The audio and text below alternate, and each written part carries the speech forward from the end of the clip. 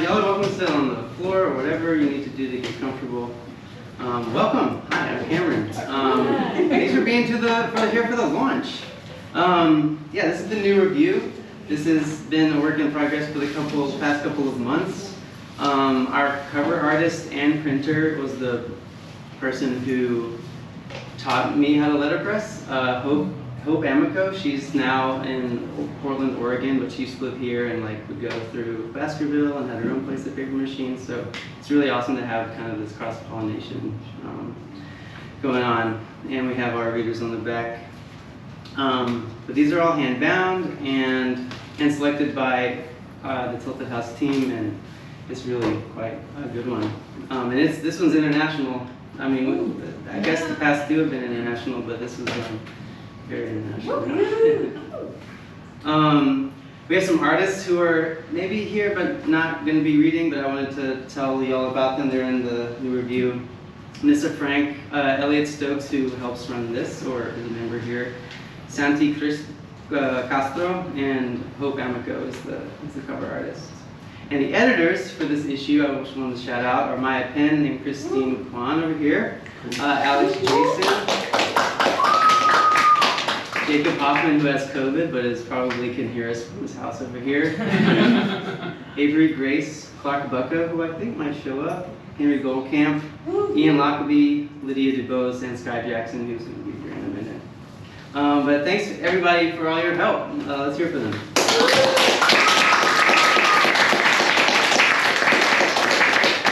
Thanks for being here. It's really cramped. Maybe we can move outside if it doesn't start raining in a little bit. But I'm going to introduce our first reader. We're going to go through some of the people in this review and then a few people from the past reviews. We're not going to do big introductions this time, but I'm still going to introduce some people. Daniel W.K. Lee is a third-generation refugee, queer, Cantonese-American writer. Born in Kuching, Malaysia, raised in Chicagoland, and grew the fuck up in New York City, where he earned his BA at New York University and an MFA in creative writing at the New School. After 17 years in the Big Apple, Daniel relocated to Seattle in 2014 to embrace the outdoors. And after a little over 5 years in the Pacific Northwest, he and his whippet, Camden, moved to New Orleans soon after the publication of his debut and beautiful collection of poetry, Anatomy of Want, from Queer Mojo, Rebel Satori Press. Here is Daniel, everyone.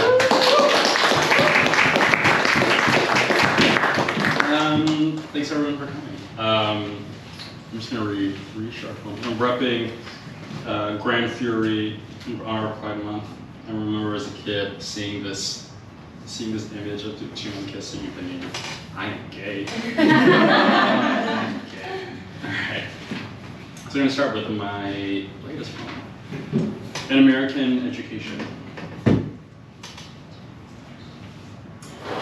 Only in the aftermaths do we remember the killing field surrounding the altar of the Second Amendment, where what we insist is precious is cut down in amber waves of rain.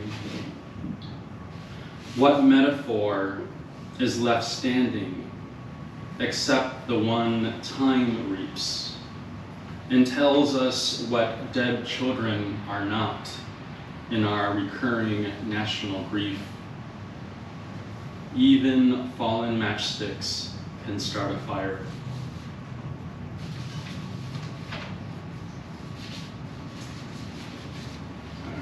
I'm going to read a ghazal from my book, Anatomy of Want.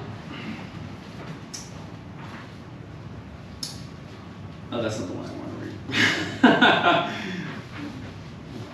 There it is. In the dark. Not just mine, but your intentions stain in the dark. Rechristened temptation gathers like rain in the dark. By what regime of lotions, genes, or God are such soft slopes justified in being vain in the dark? Smash the dinner plates for this extinguished distance. I'll pour the shots, darling, to drain in the dark. The clothes measure a man, says who, when patterns from paisleys to pinstripes are all plain in the dark. Oh, blameless boy, of the bare way we failed you, you were, with no wind, a weather vane in the dark. Wherever God's hiding the cure for your death sentence, for you, I'm overturning every grain in the dark. When all else is hijacked, I'll leave you the hymn. The ear never loses the refrain in the dark. Is the dark pitiless to prolong the punishment? Reliving your whisper is worth the pain in the dark. Before caving in to lips pursed into an apology, give me a chance to at least complain in the dark. Silence, be warned, is a consummate politician, an ally in light, bane in the dark. A toast to ignorance for prolonging bliss. Why sober a thrill if we remain in the dark? I fall into fantasy. How do I know? You are saying, this word yours, Daniel. Could you explain in the dark?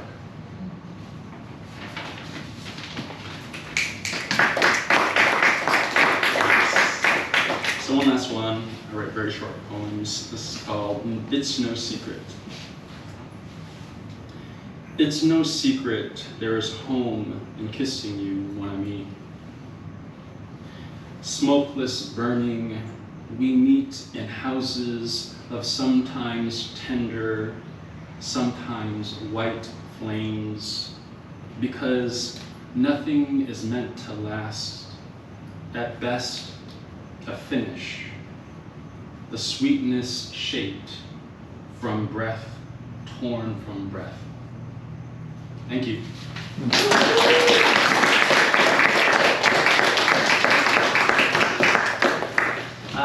We're just going to kind of pass around introductions between the three editors who are here. I just want to introduce Christine, who is fucking awesome and has been doing amazing work with Tilted House and like coming up with wonderful ideas, and also just got her first book accepted and won a poetry prize.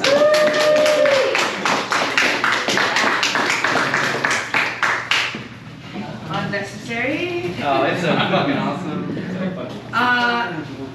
Another editor reminded me, like Daniel, if everyone could just, who's reading, read 2 to 3 poems.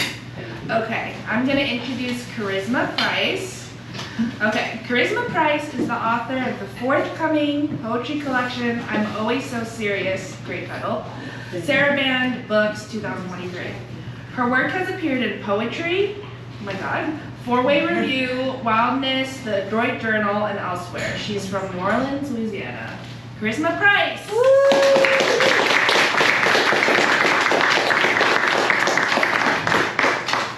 Hey everybody! Hi. Very happy to be here. This is such an intimate thing. Everybody's oh, I was like, hey, I was like, where's Cameron? And everyone knows I'm part of the journal. So, I was telling my friends that I didn't know what I was going to read.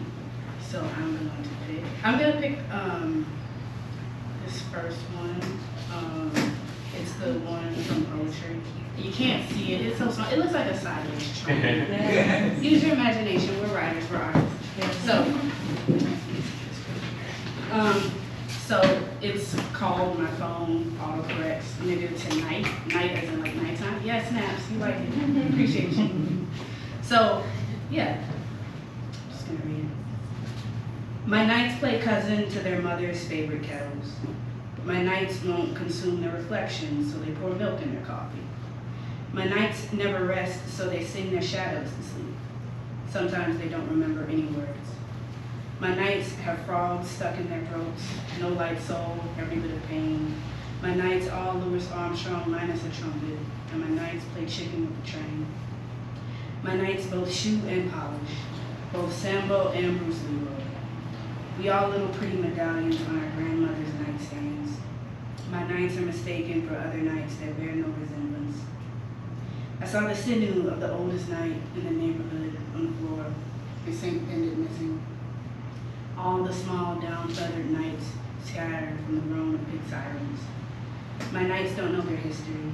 My nights are pecans without the trees that grow them. My nights instruct all the people in their head to weep. My nights hate the firefly cutting their darkness. My night, did you see them? They just walk right past us and didn't even speak. My nights are ordinary, wear ruffled socks, have the best belts. My nights don't always go to church, but my nights are lambs worthy of the morning. My nights are revised constitutions, crypt keepers. My nights are a congregation of alligators on a rumpus bayou. My nights hiss into themselves. No one hears. Their blood rolls its eyes. My nights chew gum and sunflower seeds. My nights eat pork. My nights get the itis and slur their speech. My nights protest protests. The government watches. My nights live in Brazil, Botswana, Congo, Cuba, DR, France, Grenada, Greece, Honduras, Ireland, Liberia, Lithuania, Nigeria, Venezuela, Zimbabwe. My nights live in America to remind you of me. Some people think my nights are better with their eyes closed, but my nights have beautiful mornings. My nights wash clothes that don't belong to them and won't look their bosses in the eye. My nights know necessity. My nights oblige. When my nights die, I wash them on my kitchen table. After my nights are washed, I throw away the table. My nights have names. My nights smell of sage. My nights smell of the muddy rivers they will never swim in.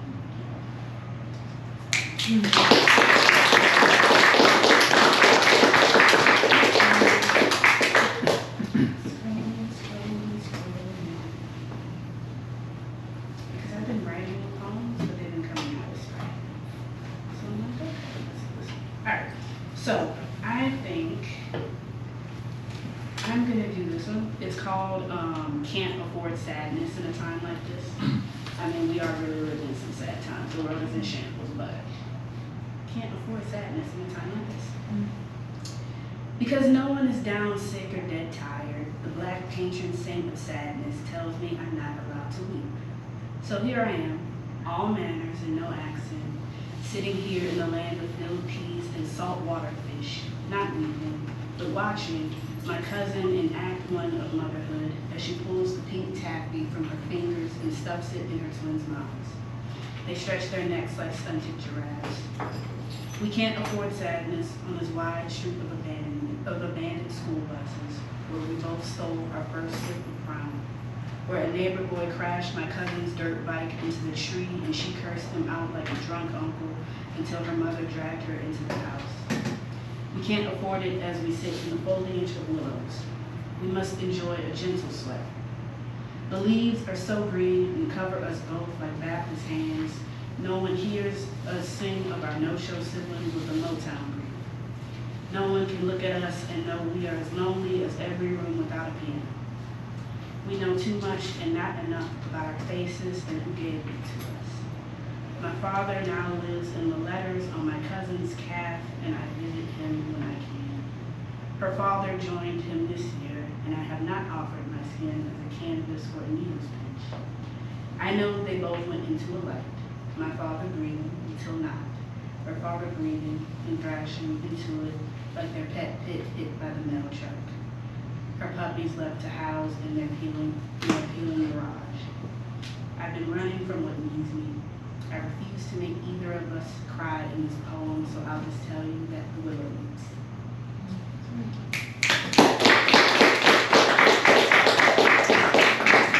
I think I'm gonna honor our time limit. I'm searching. I have about one more. So the name of my book is called I'm Always So Serious. I'm not always so serious. I think I'm very funny. But it's called that because I have a couple of poems in the book that have that title, about 5 poems. So this is one of them. This is I'm Always So Serious. This is the one, the first line comes from a line from Frank Ocean's song Higgs. So it's I was spoiled by lavish thoughts. That's the first one. So I'm always so serious. I was spoiled by lavish thoughts. I admit it. History almost unchained itself from my weaker clavicle.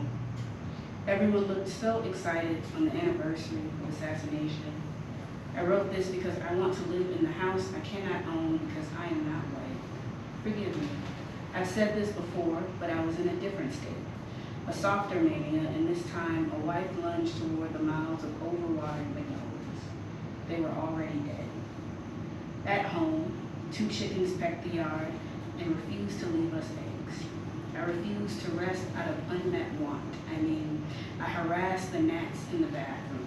I fixed the Sprite, wash her back, watch the night, eat all the dead crab. You watch me accumulate in particulates. I stretch the curtains. This is daylight, the swelling of the lizard's red throat. Inside the home I want for the wrong reason, there is a lamp that won't work.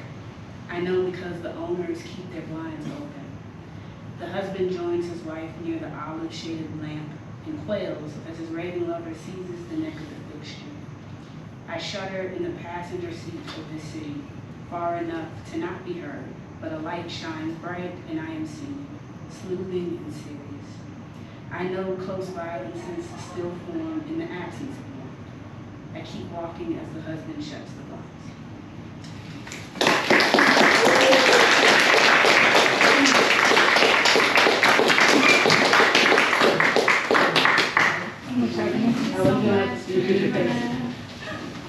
I'm going to invite our next poet, Olivia Rose Mansing, who is a budding poet and social worker living in New Orleans, Louisiana.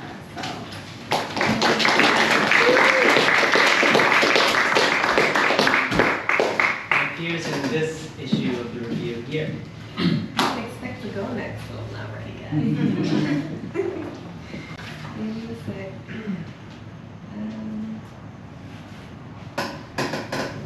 Alright. I just wrote this recently. It's not edited yet. It's called Baptism. Alright. Here in the holy room, like underwater, the Blessed Mother in her darkest incarnation watches from the mantle. Lay her down upon the carpet woven by an Afghani woman, the loom made of sticks cut by her husband from the acacia in the yard. Her hands are those of her mother's mother's mother times infinity. In those cross-hatched hands, the symbols in ochre, cerulean, emerald, a gift laid down upon the generations.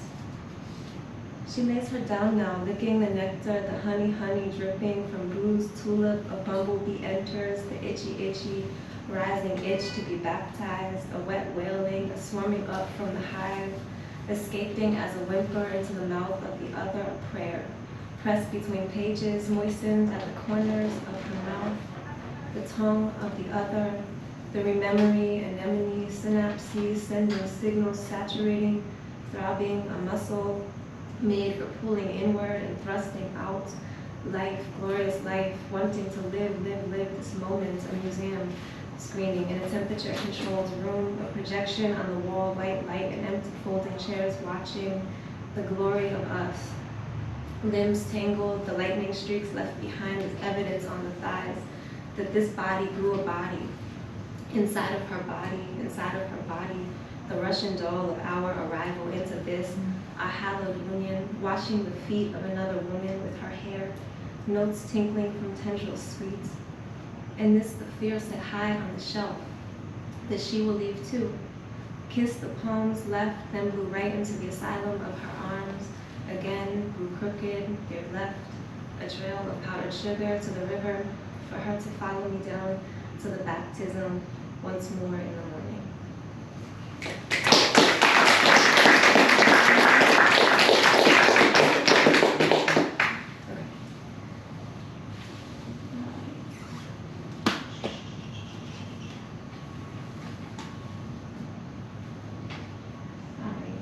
This is like a sister poem to the other one. They're kind of similar. Alright, this one's called Hands. My hands are older than the rest of me. Cross-hatched Neolithic seabed where eels once swam. And now flies land here. My hands are the china bone like Sparrow, know-it-all, never played piano hands that help taught children how to tie their shoes. Taking laces up into rabbit ears and wiping tears. These hands pick the sweet fruit from the branch, sense the tenderness of the berry, longing to live longer there, and pause before moving on. To feel in soft cotton pocket for pennies, now obsolete, to toss into the river with a prayer, to place themselves, these hands again, on the mouth of that man, fingering his earlobe, parting the bruised tulip, wet and pulsing organ. My hands frame the fleshy fruit, pastel nails of 5x7 in the morning, wringing dish rag, wiping counter under cup, my breast, the nipple arching upward to accept the tongue, these fingers pinching salt to release over still water with a wish for a quicker boil, a yawn, a wet whimper, exhaled into his mouth, received by his molars before lungs flapping like fishtails, and love, these hands. Am I right here?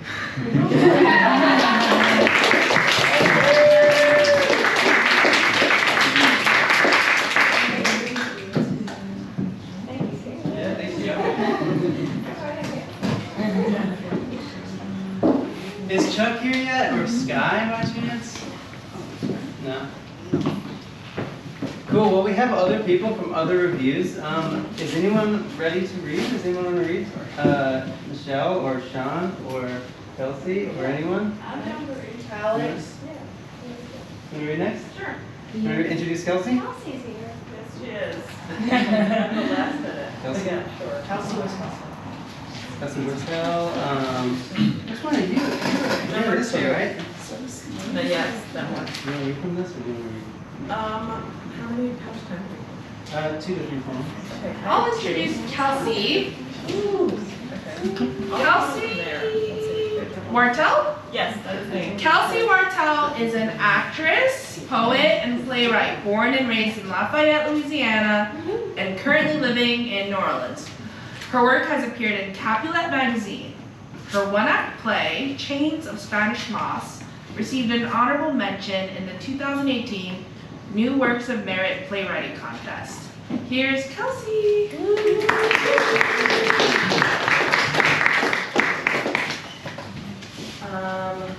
I'm going to read a couple from this one that are short, and then I have a bonus poem that's not by me. But the first one I have in here is called Mangroves and Monglier. Also, can y'all hear me okay? Cool. She said the sun burns you differently this far south. We're 4 hours from the Keys, and the water is somewhere between the aquamarine of her eyes and the brackish bay of mine that matches the color of her dad's old house on Telemachus, still welcoming the corner long after the flood line faded out. She hasn't been back in so long, she's almost forgotten how to swim in water you can't see to the bottom of. Salt buries us thick like the wall of mangroves that hum at night as we sail through the box of wine our grandmother returned with when I let her go into the liquor store by herself. That's Mangroves and Mongroves. This one is called August Act 1. Scene, back patio.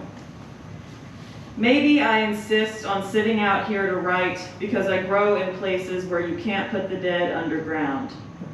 The Venus flytraps on the picnic table, wilted black under August's cruelest blessings, still green at the stems. He left them with her when he went back to the Northeast for good, for now. A string of kudzu, my favorite invasive species, died on the vine trying to climb the gutter. It takes me all of the last 3 days of this month to take it down. I'm losing track of what has been planted here intentionally. That's all.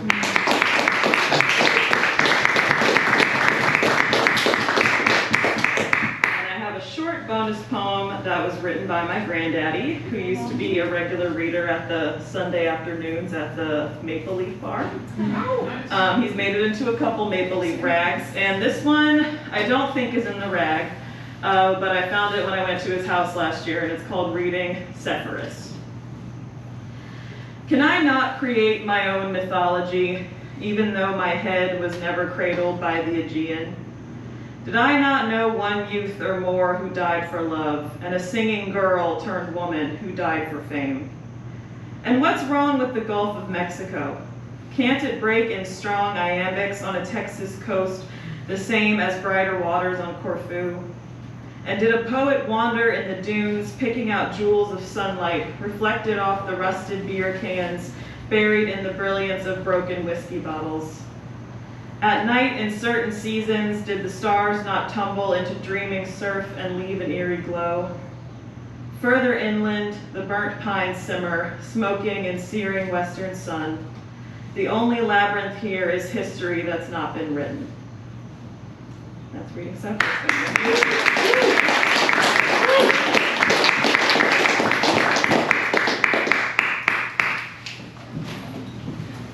Also, just to remind everyone, because it's a little bit tucked in the corner here, that we have all of these reviews for sale, and then the latest one too, that all of these people are reading from various reviews here. So, yeah. The next poet I'm going to call up is Michelle. Michelle Antoinette Nicholson is a NOLA native and second-year MFA student at the University of New Orleans. She gets her grits by side gigging as an editor, teacher, and journalist. Her work appears or is forthcoming in New Orleans Review, Talking River Review, Anti-Gravity, and elsewhere. Welcome, Michelle.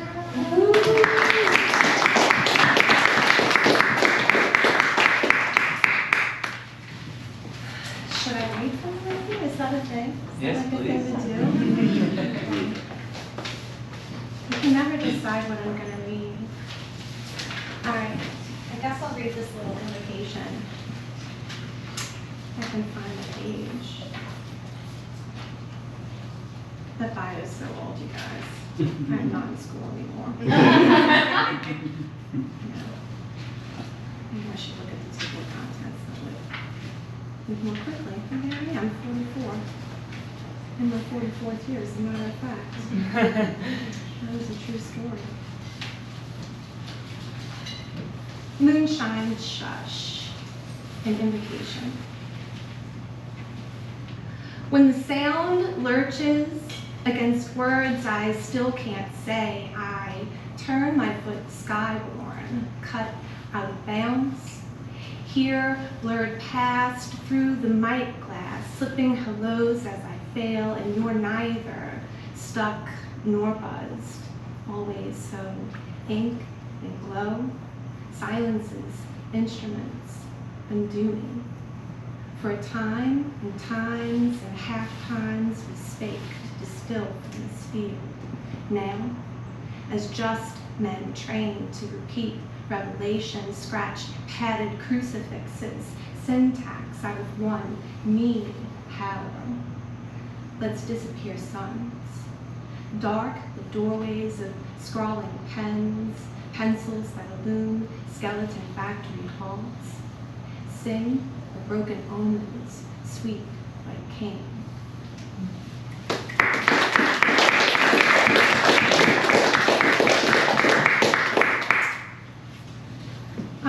I guess I'll follow with the new one, Dandy's Wild. This is sort of in conversation with a Robin Cost Lewis poem, The Wild Woman of Aiken, which is also in conversation with sort of like a series of old editorials. The first was The Aesthetic Monkey, which was sort of satirizing, really homophobic towards Oscar Wilde, and then followed up with The Wild Woman of Aiken, which was a really sort of sexist and racist piece. So Robin Cost Lewis, The Wild Woman of Aiken, is in her collection, The Voyage of the Sable Venus, if you like to read poetry books. Maybe that's one to check out. Okay. Dandy's Wild. You cannot prevent us from casting sunflowers to seed at the fence hedging a border trap crop for diamondback stink bugs. Purple, mustard green, thick, unruly at our feet, sheltering snail orgies. Orange leaf cutter nymphs are welcomed. We cast your brocades aside, slip shoes off at the door, dig the clay deep where the water table rises, spin earth in vessels our voices are, sitting in the open glow of swelling night shades and rows. Keep your corn, keep your measures. This spring, you'll find only broken bases and gates flung rusted against your march. May we weave the dried invasives under no one's watchful eye. Fill them with spicy radish harbored by pickling cucumber vine, okra, welcoming the sugar ants to our west, a million underfoot. We don't bury our dead. We house them behind welded iron, curling, still listening, dark welcomes what has always existed. You try, but you can never stamp our abundance.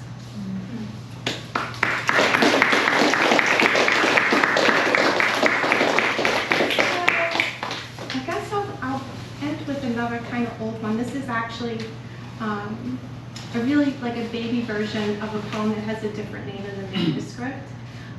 But I read this many years ago for the first time at Rubber Flower, which is like, Tilted House's open mic.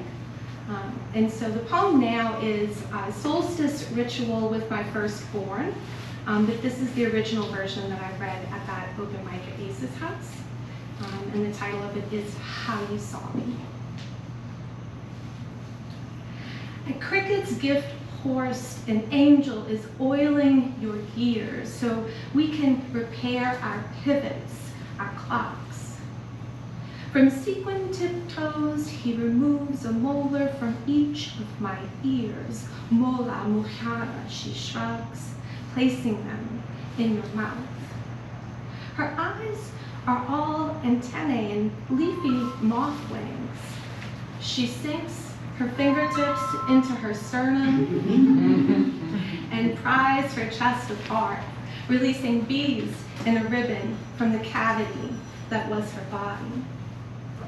Why hadn't I noticed the honeycomb above their antlered head? Your hand signs thank you, and we walk our way. You are wearing 2 green stones mounted, dangling in skyscraper pendulums like lanky pears in pirouette. The entrance is dark, but you wear a headlamp. I am breathless, but you laugh and shimmy closer and say, she made it by hand. I see you for the first time. Your body is not attached to your head, it's not attached to my head is not attached. You say yes.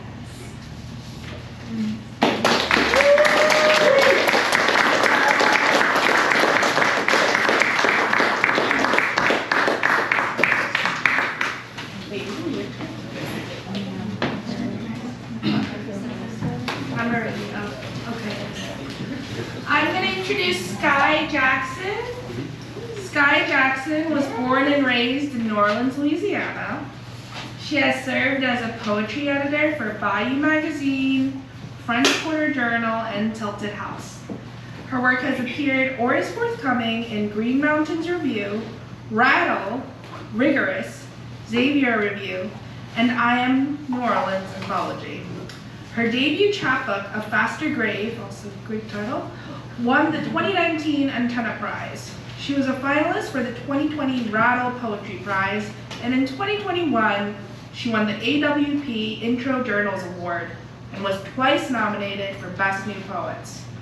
Poets and Writers has recognized her as a New Orleans poet to watch.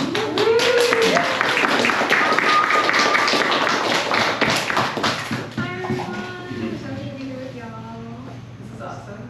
I'm going to read some newer work, so no one's heard these yet. If you hate them, just slide me a note. This first poem is called The Remote Year, a gentrified duplex, after Jericho Brown. I begin the new job remotely, hoping to grow there.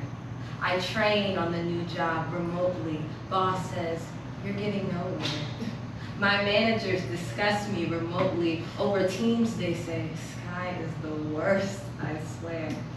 I suffer in the attic remotely. COVID WebMD tells me how much time I will need to sweat there. I don't need sweat to be hot. I don't need to be hot to be mad. I sit at my computer remotely, hoping the emails eventually stop somewhere. I reconcile with my ex remotely. He asks me, what's keeping you occupied up there? My best friend consoles me remotely. Sky, you can't quit. It'll get better, I swear. My mama prays, always remotely says, Sky, I can't wait till you get the hell up out of there. I soak in my fancy new bathtub remotely. God damn it, I run out of nair. At work, I dodge the ghost of MLK Jr. and Elvis remotely. Though my boss ignores my emails, he still yells, Sky, why wasn't I made aware? HR says, if I leave, I get no severance. Damn, I tell my therapist, ain't that a bear? I finally close the computer remotely, hoping the good hell ends there.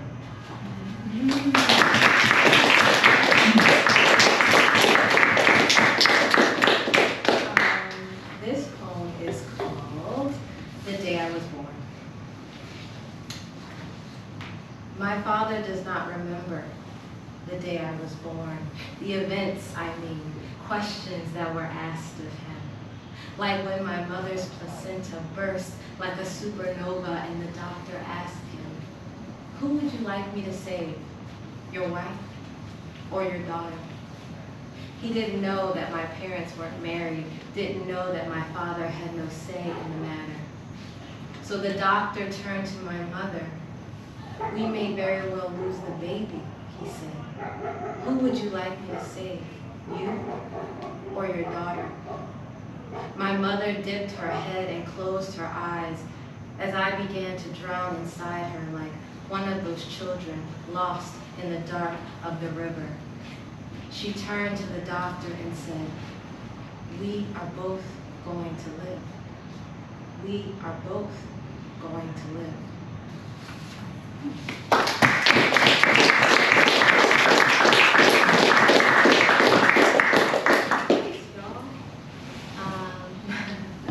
This poem is called On the Day of My Resignation. I am unaware that it will be the day of my resignation until my boss informs me so. He asks if I will move to California for work in 2 weeks. I say, with the way you act, oh hell no. I meet Richard for coffee. I speak to a pig behind a fence. I speak to HR. I answer emails. I walk somebody else's dog. I order a pizza. I drink all the wine. I call my boyfriend to tell him, but I still can't cry. I run through the rain.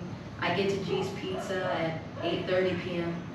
Across the street, I see a white girl wandering around a cemetery trying to be cool. I think, why search for the dead in the dark when you can just find them scrolling down your newsfeed? My phone buzzes with a work email. I realize emails are just less interesting headstones. All names, no faces. The dead as white and populous as my inbox. I can't keep track of them all.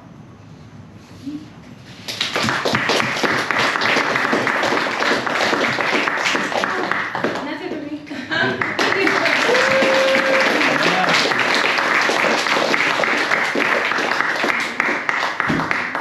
Is there someone, Ian or Alex, would you read? I think Sean wants to read. Oh, Sean, okay, awesome. And then we'll come back to you two. Okay, great. So I'm going to introduce our next poet, who is Sean F. Monroe. Sean F. Monroe is an assistant professor in New Orleans who teaches creative writing, lit, and comic. He co-curates Open Floor, a reading series in the French Quarter, and co-directs the Scholastic Arts and Writing Awards for Southeast Louisiana. Recently, he was a runner-up for the Tennessee Williams Poetry Prize, and one of his collaborative poems was nominated for the Best of the Net He received an MFA from University of Arizona and is calibrating his first book of poems. Welcome, Sean.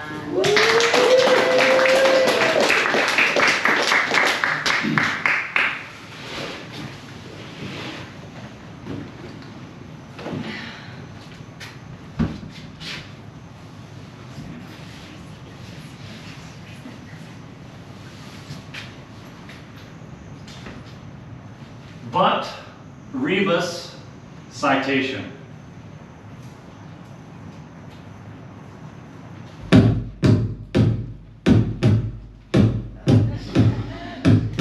We live in a world of ass and blown dirt excuses.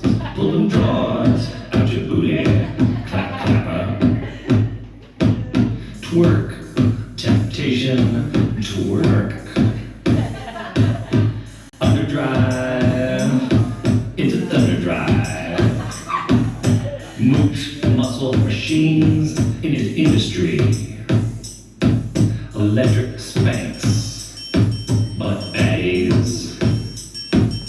Power the bounce exchange. Plump, plump, rousing. Cheek bang, cheek, cheek bang. Make butt. The bicycle of intellect. Pump, plump, pump. Cheek, cheek bang, cheek bang. Let slang. Suscitate. Undercarriage, blast bolts, breathe with butt. We've aid to make the boot tag, we've tails to burp, we've levers to open, like an M's bottom. Say good, booty, say good, booty, say good, booty, say slang. It's near.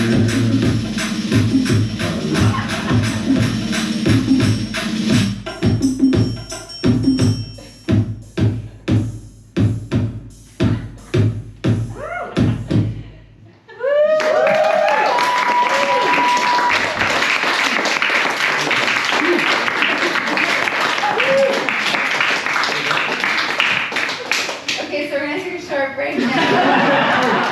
Don't make anybody follow that. We're just gonna hang out for about 10 minutes and we'll come back and hear from some more folks. So. Buy a review, get a drink, get some fresh air. The next reader I am going to introduce is Chuck Perkins. Chuck Perkins was born and raised in New Orleans, Louisiana. Educated in the New Orleans public school system, he is a product of the city's black working class. Chuck is an ex-Marine and graduate of Xavier University. After graduating college, he moved to Chicago, where he honed his poetry skills in Chicago's vibrant slam poetry scene. After 10 years, Chuck returned to New Orleans and combined the music of the city to his poetry.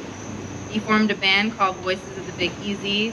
His debut CD, A Love Song for Nola, was released on the German label Cant in 2012. Chuck opened a performance venue called Cafe Istanbul in 2011. Yeah.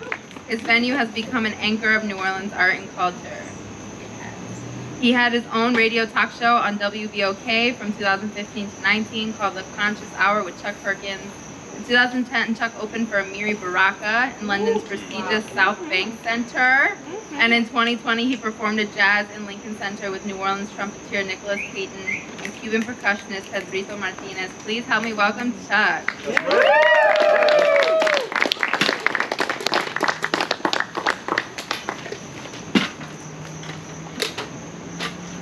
Thank you, Maya and Cameron, for inviting me here. Really appreciate it.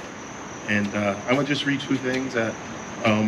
Cameron, I guess you put one of my essays here. Over the pandemic, I wrote a memoir, but I'm not that kind of writer, but I was trying really, really hard. And I'm really proud of what I came up with, but it's not like something that comes, like writing this style that comes real natural to me, you know? So I'm gonna read that, and I'm also gonna read one new poem. And this new poem is actually one that I have been thinking about for a very long time, right? And so I finally got to put it in words. And it says something about the educational system and how we educate people and who get to say what happened and and how it happened. And most times we just look at it as, this really don't mean anything. But I think when we really examine it, no, it has, very significant meaning. And that's what I'm trying to communicate in this particular poem. And say, I call it what I knew versus what I learned. Working class black people made me. I witnessed their daily calculations, not the grotesque caricatures of blackness from Universal Pictures. My kingmakers had depth. I watched them claw their way through the crucible of captivity, outgunned and outmanned, traveling an impossible road from no education and illiteracy to inadequate education. There was still too much talent in the room possessed by black men and women. Even in the tormented souls who had been grinded to shells, vestiges of wisdom were still visible. Before attending school, and without ever being told, I knew Mali, Ghana, and Songhai existed. The world could not make sense without their ingenuity. Timbuktu had to exist, and of course the Dogon understood string theory thousands of years before Columbus. I knew that black people were inventors. I felt it in my gut. My grandpa could fix whatever was broke. Fighting on the African coast, on slave ships in the Caribbean, and on the mainland, black people bled for their own freedom. No one had to tell me this. Before the movie Glory, I knew the Nubians saved America from itself. Ask Lincoln if I'm lying.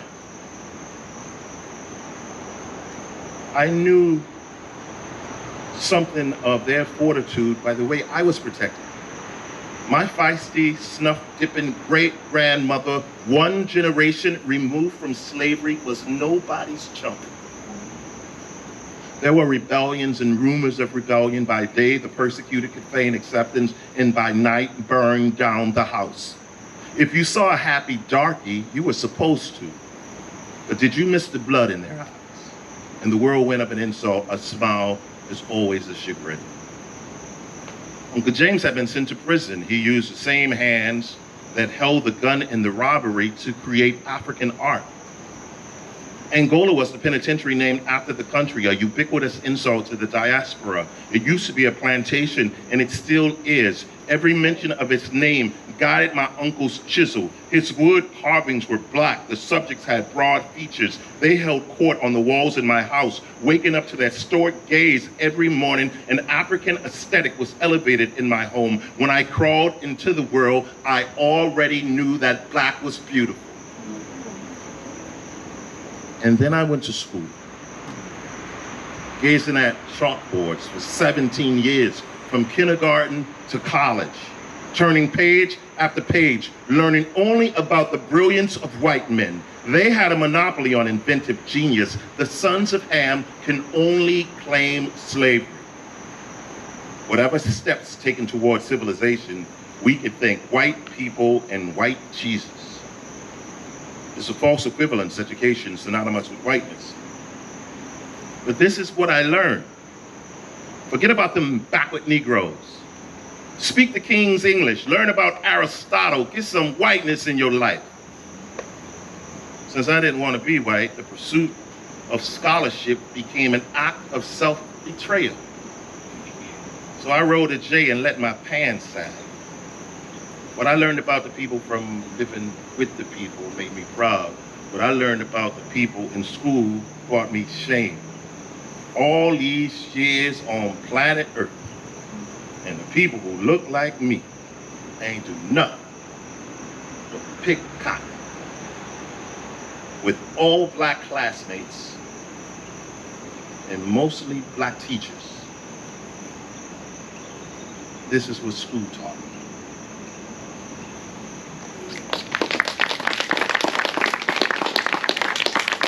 Thank you. So, just to give you some context for this essay. You know, growing up in New Orleans my whole life, I mean, New Orleans is in the South, it's in the deep South, and we certainly have a lot of the problems that the South has, but it's still a different place. Like, for instance, I'm 56 years old, and I've never lived in a segregated neighborhood. My whole life, it's always been mixed neighborhood. Now, that doesn't tell the whole story, because even though my neighborhoods was mixed, we still, like, there was a more affluent Creole family across the street from us. They were like light-skinned black people. They were like a white-collar white family. They were attorneys. Robert Glass, he's still a pretty prominent attorney in the city today. He lived right next door to me. And then there was a blue-collar white family in the back, the Stansberrys. They drove cabs. Now, we would wave at the Creole people, you know, hey, how y'all? That was about it. We wave at the attorneys. That was about it. But it was a different kind of relationship we had with the blue-collar family. We still wasn't all the way there. Now, come on, this is still, the Civil Rights Act was signed in '65. So, you know, my memory of being with this family is from like 72, 73, 75, 80, right? And so it's talking about that, speaking to that relationship. So. I think I might sit. Is it okay if I sit down in it? Yeah. Just so I can be closer to the light. I'm getting old. All right. I can remember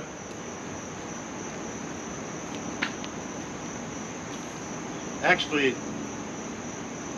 I told like the wrong story, but don't worry. It's still in there. It's still in there. It's still in there. It's a good story. It's still in there. I can remember a white kid named Jared moved into my neighborhood. He came to the park and started playing basketball with us. We were both about 12 years old. He was a little shorter than me with a lean, muscular build and long blonde hair. I enjoyed having some new competition, but I was nervous the older guys would judge me if they saw us playing together. It was different from the rare occasion when Richard, that's who I was talking, my neighbor I was talking about, the one white neighbor we socialized with came to the park. Everyone knew he was my neighbor. But no one knew this dude, Jared. We played together for about 2 hours. I learned that Jared and his mom had recently moved to New Orleans from Texas. I didn't know what happened to his father. Jared was a nice guy and we enjoyed talking to each other, but I was relieved when I told him I was tired and about to go home. Any potential embarrassment this encounter might cause me was about to be over. To my surprise, he asked if he could come home with me. I knew that he was just a kid looking for friends. I wanted to say no, but I couldn't. He walked with me to my house. I hoped something would happen to alter our plans. Maybe we would see someone else he had met and he would go with them. No luck. We ended up at my back door, which opened to the kitchen. I couldn't tell if Jared knew how uncomfortable I was. I thought if my dad came home and saw a white guy sitting at our table drinking water out our glass, he might stroke out. Eventually, Jared left and I was happy to skirt disaster. Most children adhere to long-standing social mores without any examination about where they came from. In this case, I was no different. I had a rudimentary understanding of America's treatment of black people. It mostly came from word of mouth. I knew that we had been slaves. I knew that we had to drink water from different water fountains and sit at the back of the bus. I had seen Dr. King and the Black Panthers, the latter of which had a chapter, living in a house across the street from my grandmother. I used to sit on the porch and envy them wearing black leather jackets and riding three-wheel motorcycles with big afros. Even as a kid, I was impressed when they provided school supplies and breakfast to many of the children who lived in the Calio project across the street. They also helped them with homework after school. If we examine a man like my father, who would chastise his young son for sitting at a kitchen table drinking water with a white kid, he may appear to be mean and hateful. The problem is that the historical understanding of most adults is no better than the one I had as an 11-year-old. If the only issue had been slavery and sitting at the back of the bus, the remedy would be easy. The first matter had been resolved with the Civil War of 100 years earlier, and segregation laws had been recently changed. So why not let bygones be bygones? The truth is, we can't understand how we got here unless we examine the history of Louisiana and this country filtered through the personal history of my father and others like him. The largest insurrection in North America happened in 1811, about 30 miles west of New Orleans. After it was put down, the heads of the participants who were deemed most responsible were cut off and hung on a stake for 30 miles along the levee to terrorize any slave who would dare try and fight for their freedom. The term "sell you down river" was a way to keep slaves in line. And if you didn't act right, we'd put your ass on a boat and send you to Louisiana, where if you were lucky, you might live 5 years. After slavery ended, there were 5 major massacres in Louisiana. The Mechanics Institute Massacre, which happened in New Orleans, the Opelousas Massacre, the Colfax Massacre, the Battle of Liberty Place, which also happened in New Orleans, and the Thibodeau Massacre. These nightmarish events occurred between 1866 and 1887, and we can't forget the almost 5,000 documented lynchings that happened in the U.S. from the emancipation of the Civil Rights Act. Only God knows the real tally. As a side note, 150 black men, women, and children died while the men were trying to vote in Colfax, Louisiana on Easter Sunday in 1870 and 1873. This was 28 years before Big Mama was born. There were 3 white supremacists who died as well. The 15th Amendment was ratified in the 1870s.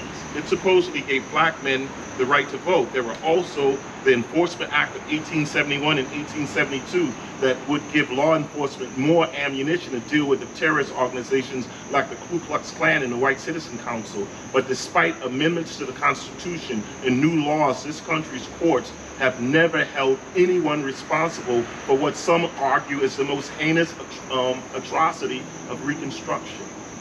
There's a monument in Colfax that reads, "Erected to the memory of the heroes Stephen Decatur Parrish, James West Hatnot, Sidney Harris, who fell in the Colfax riot fighting for white supremacy, April 13th, 1873.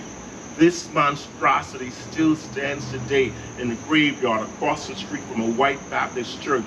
There's no mention of the 150 black victims in what has become a predominantly black town. I wonder how the pastor can come to church every Sunday." Big Mama was born in Louisiana in 1901. I'm sure she had seen with her own eyes the backs of men scarred by wicked overseers, and that she carried in her head first-hand stories of plantation horrors combined with the vestiges of slavery that still oppressed her. She had to live in the shadow of the tragic memories of the massacres, and before she slept at night, she probably prayed to Jesus that her sons be spared the noose of the stake.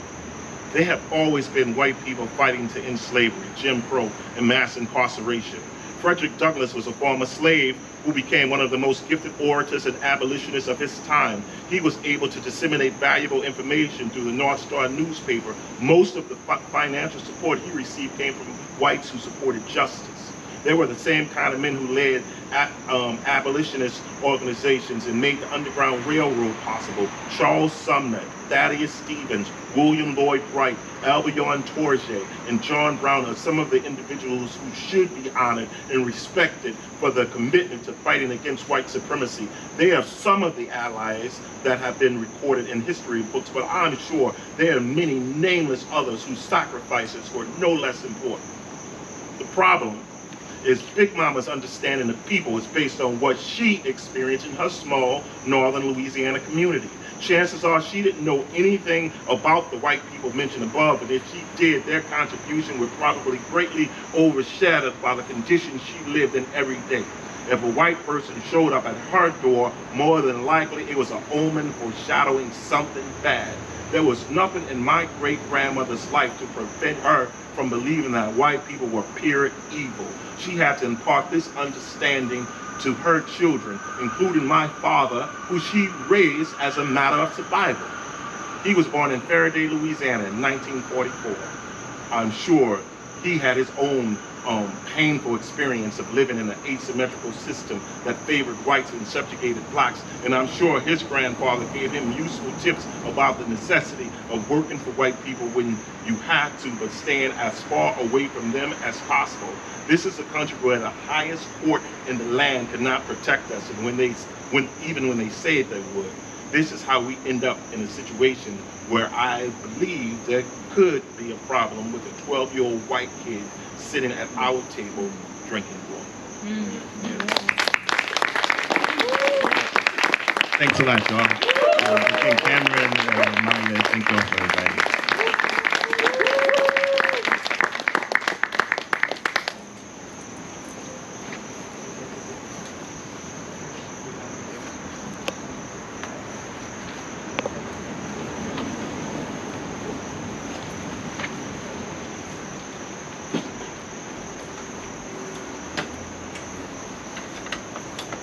Chuck, thank you so much. That was amazing. Yeah. I'm gonna ask Alex Jason to come up. Alex Jason is a small chick living in New Orleans.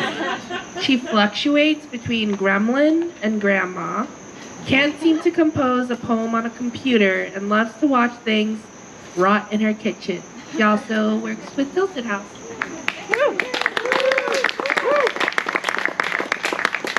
For the fun intro, I forgot about. I'm Alex. I'm going to be reading from my new chapbook, A Wild Pack of Dreams, which I self-published yesterday. It's kind of like surreal prose poetry. There are 31 dreamlike experiences, and I will read a couple. Can y'all hear me okay? Yeah.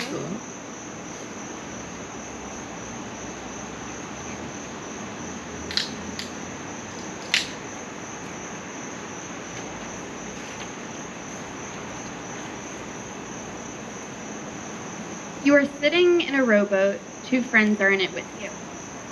They have been doing most of the rowing. They put down their oars as you approach a sunny patch near the center of the lake. One of your friends pulls out a large bag made out of an old tapestry. He pulls at the drawstrings to loosen the bag and dumps the contents of it onto the front of the boat, the floor of the boat. Out pours hundreds of perfume bottles, vials of various shapes and colors. Your friend begins testing out each bottle. Every time he gives himself a spray, you are reminded of different times you've cried. The first bottle he sprays reminds you of the time you cried out of frustration when you spilled wine on your drawing. The second bottle reminds you of the time you cried when you realized your bones will inevitably break. The third bottle reminds you of the time you cried over the feeling of lying on the couch and the possibility that you were stuck. The fourth bottle reminds you of the time you cried over the belief that everyone feels more joy than you. He stops testing out the perfume. Your other friend is holding their belly, laughing with such an intensity that you are certain they don't see your tears. You help put the perfume bottles back in the bag, but you sneakily tuck one into your pocket for later. You immediately begin to feel it leak, but instead of screwing the cap on tighter, you let it weep.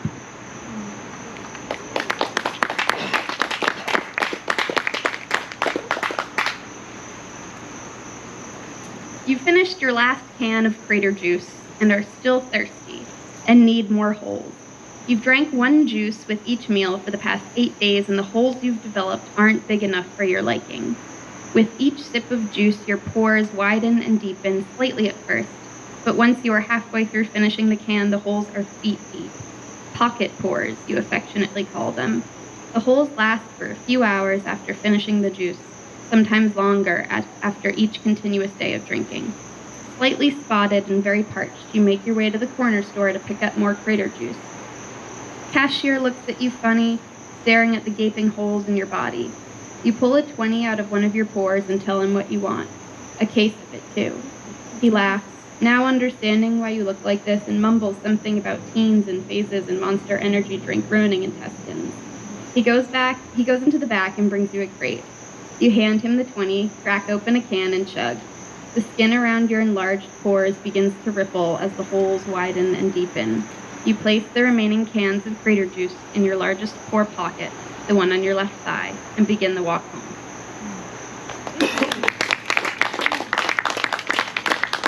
One more. Your dream is split in two, and you are tasked with finding both parts. The first part of your dream is at the peak of the mountain, at the beginning of the path.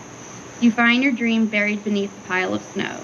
You rescue your dream and trudge down the slushy path to find the second part of your dream. The snow disappears as you head down the mountain, greenery and streams begin to appear. You spot the second part of your dream sunning itself on a rock. You reach towards it like you're trying to catch a frog. The first part of the dream trembles in your pocket, sensing that its other half is near. You successfully capture the second part of your dream and grasp it firmly in your right hand. You reach in your pocket with your left hand, swiftly pulling out the first part. Your dreams look at each other and begin to cry. You sigh, stuff them into separate pockets, and continue the path down the mountain.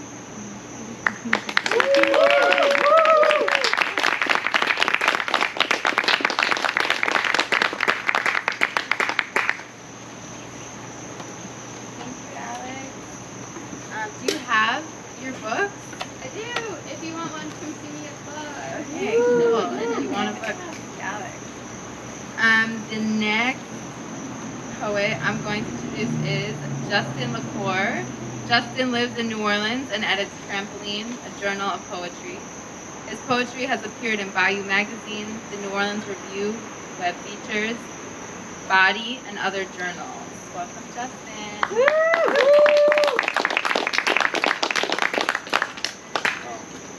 Thank you, Cameron, for having me, and thank you for doing Tilted House. There's no reason to take any of these poems very seriously. These are just some love sonnets I wrote during the pandemic, and I'm just going to read 3 of them real quickly. This is called Snake Drive. Let me turn now from my Smallville fan fiction and praise you who are killing it with thrift store finds, killing it with paper boats in the gutter. You who once pushed your sleeping bag close to mine, whispered we should drive and drive, chasing silhouettes like the quivering tail of an adventure, and wrung out 2 tears, who later lifted a beer to the suffragettes and the union men, though your own heart kept breaking. And may I say your hometown is just a dead zone of concrete and traffic without you in it. You who raise the middle finger with grace and power, like every punk song that should rightly bear your name.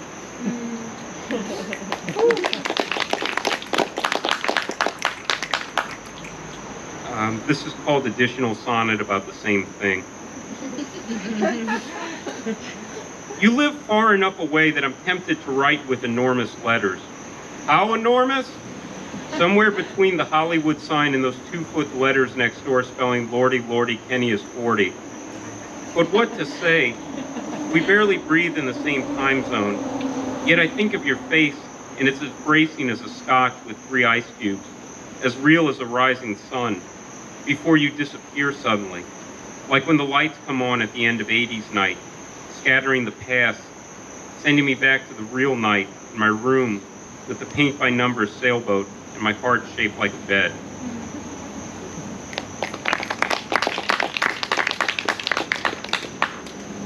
And this is called Winter Dream number 2. At 20, I had this fantasy of tying high-powered weather balloons to our clothes and letting the balloons pull our clothes away till shirts and pants were floating above our heads. And we had to stand there, facing each other, naked and sober, in a sort of radical sincerity. But I'm so far away from 20 now, and no type of folklore occupies me, as much as watching your hands move across the table, touching the wood, touching each other, maverick as the snow. Thanks.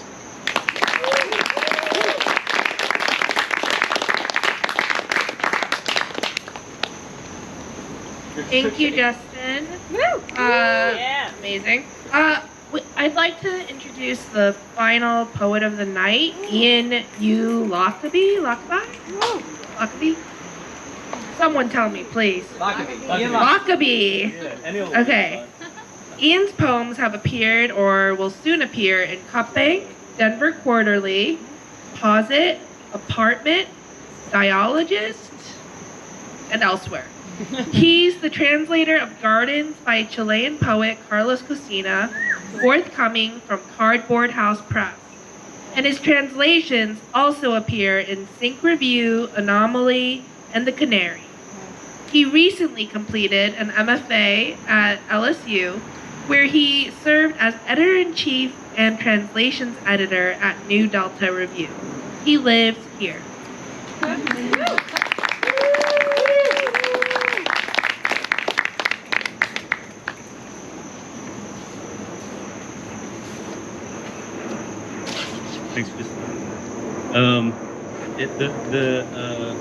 Someone else mentioned the files are a little out of date. You can get my translation of Carlos Costilla now. It's out and about. You should look it up. He's a really amazing poet. Yeah, thanks everyone for reading. It's been wonderful hearing everyone read. I thought for a second I was gonna have to follow Sean, and I was really concerned. Also, I don't know if anyone else could see Sean, like, see his face while he was doing that, but like, he was like mouthing the lyrics along. And he was like feeling himself so. But anyway, yeah, thanks everyone, and thanks for having me. Love Tilted House and always love these readings. I'm just gonna read two poems, but I don't know which.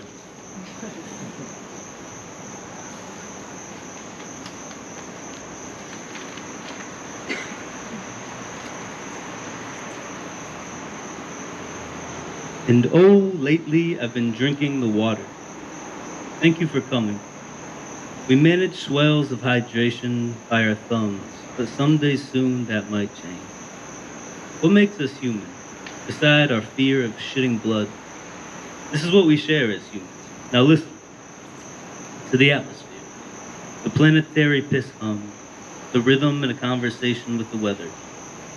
When this is all over tonight, won't you tie me up and please, please call me a soulful daddy with a shy bladder. The atmosphere is sweltering up, an oil painting swarming with Zippo fluid and light. I hold my bladder like a landfill of old smartphones. Now, listen. Cancer-free since '93, said the t-shirt soaked in a caffeine-free beverage. Lately, I've been drinking the water. Thank you for offering. Now listen. The hum of clunky AC window units, of cicadas spewing gasoline in traffic, piling like layers of loose flesh in the street. Thank you again. No, it's not our fault, but truly, also it is.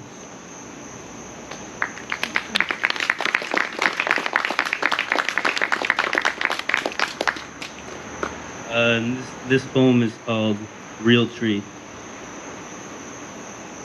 Everywhere I take my phone, it is designed for. I'm walking through the forest with a phone made to take to the forest. It measures my steps in dandelion stem lengths, stores magnificent data beneath the heart. I lose my phone call among the real trees. I call and call, no one answers. The forest is designed for the phone, able to detect variety names of mosses. When I hold my phone up close toward a tuft, it tells me. The tips of the mosses are auditory cilia, listening to your consumable keywords. The rest of the moss is moss.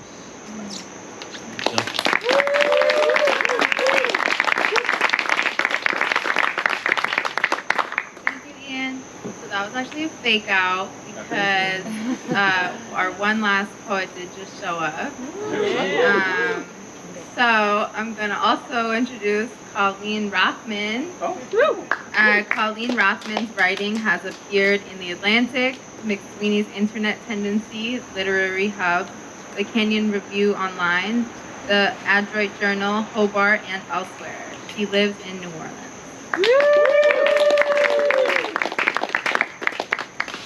Sorry, I was kind of late. Can you hear me okay? Yeah. This piece came out this week in Autofocus. It's a micro prose piece. It's quite a bit shorter than the one that was in the issue of Tilted House. And it just thank you again for being here and for making this space happen. When I wrote this, it seemed like this would not be a possibility. So yeah, thanks to everybody who read before me. This one's called Bonnie and Francis. I drive past the library, currently closed. Black trash cans outside awaiting drop-offs without contact. Someone on the radio says he's the right candidate for the moment because he knows how to deliver a eulogy. I think about stopping for soft serve. When I asked my son if one of his birds wanted a slice of cheese, he said, "She's not lactose, just tolerant." I said I'd pay him 50 cents to clean his room, and he negotiated me up to $1. Traffic's heavier than usual as people return to their lives despite. Heading home, I pass an abandoned warehouse cloaked in ivy, aside from its sign, Bonnie Francis Lingerie Company in vintage script. A remnant of our industrial past, perhaps, or a forgotten prop from a movie set, some scene cut from Benjamin Button. I imagine a real company named for blonde daughters of a flannel-suited owner, white girls with ringlet curls and gleam toothpaste smiles not featured in the modest grayscale catalog stacked with garter belts and bullet bras. The family lived nearby, some optimistic brick ranch with a slab foundation, much later surrounded by homes on stilts that scream, "I'll be fine even if my neighbors are drowning." The twins studied shorthand, married young, divorced before 30. Bonnie used her trust fund to open a pet store, while Franny splurged on home exercise equipment, video poker, and cocaine. Eventually, the company sought a more sensible place for a factory, ending up in Metairie, like my grandparents, still tethered to the city, but not enough to pay taxes. If they could have flown further, like Bonnie to Plano and Franny to Boca, I wonder where they'd have chosen. I might be there now. The news reports an accident with injury, somewhere not around here, a sinkhole on the shoulder of the interstate, a public comment period ending soon on future funding for the library. I doubt I'll make it home in time.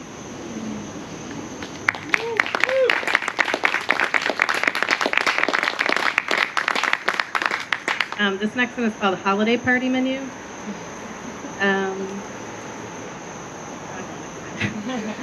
It's not set. First course. Room temperature orange juice mixed with drugstore Prosecco. When the all-agency email said breakfast, I'd imagine private meals for each account team. White cloths tossed over war room tables, something brunchy. The party started at 7, but I haven't found any scrambled eggs sweating in chafing dishes.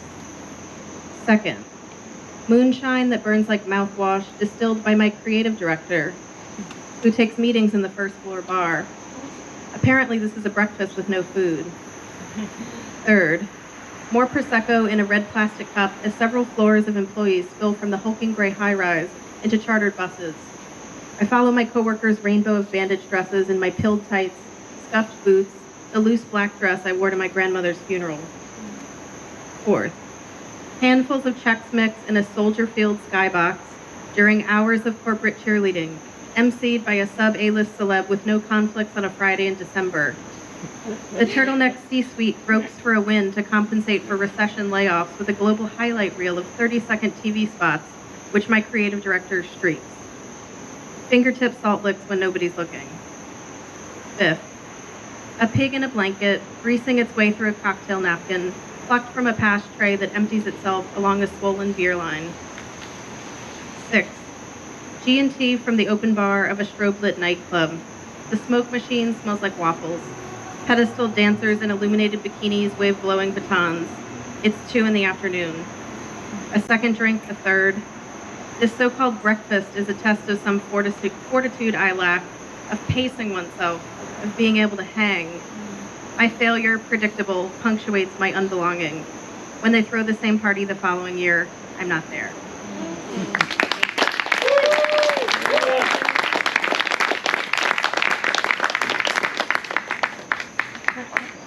Thank you everyone for coming tonight, and one more hand for amazing readers.